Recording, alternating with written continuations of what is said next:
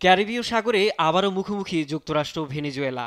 মার্কিন অভিযানে ভেনেজুয়েলার নৌযান ধ্বংসের ঘটনায় শুরু হয়েছে উত্তেজনা।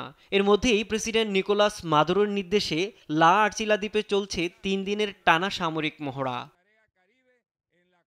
ভেনেজুয়েলার প্রতিরক্ষামন্ত্রী ভ্লাদিমির পাদ্রিনো লোপেজ বলেন, মহড়ার নাম রাখা হয়েছে ক্যারিবে সোব্রানো 200। আকাশ প্রতিরক্ষা, সশস্ত্র ড্রোন, নজরদারি ড্রোন, এমনকি ইলেকট্রনিক ওয়ারফেয়ারও অন্তর্ভুক্ত রয়েছে এ মহড়ায়। আমাদের কমান্ডার ইন চিফ এই সামরিক মহড়া চালানোর নির্দেশ দিয়েছেন। দ্বীপটির সার্বভৌমত্ব রক্ষার জন্যই আমাদের এই মহড়া। লা আর্চিলা দ্বীপের কাছে গেল সপ্তাহে মার্কিন যুদ্ধজাহাজ ভেনেজুয়েলার একটি মাছ ধরার নৌকা আটকে রাখে ৮ ঘন্টা। এর আগে অন্তত ৩টি নৌকা ভেঙে দেয় যুক্তরাষ্ট্র। ওয়াশিংটনের দাবি এগুলো মাদক বহন করছে। তবে ভেনেজুয়েলা বলছে, প্রমাণ ছাড়া এ ধরনের দাবি কেবল আগ্রাসনকে বৈধতা দেওয়ার কৌশল।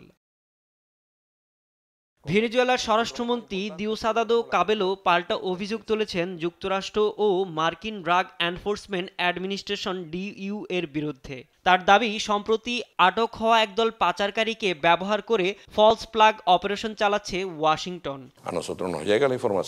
আমরা ৩ টনের বেশি কোকেন জব্দ করেছি, কিন্তু মার্কিনিরা আমাদের বিরুদ্ধে ষড়যন্ত্র করছে। এটি ছিল ডিই এর সাজানো নাটক। আন্তর্জাতিক মহলে উদ্বেগ বাড়ছে। এ মহড়া কি শুধু শক্তি প্রদর্শন, নাকি লাতিন আমেরিকার নতুন কোনো সংঘাতের বার্তা?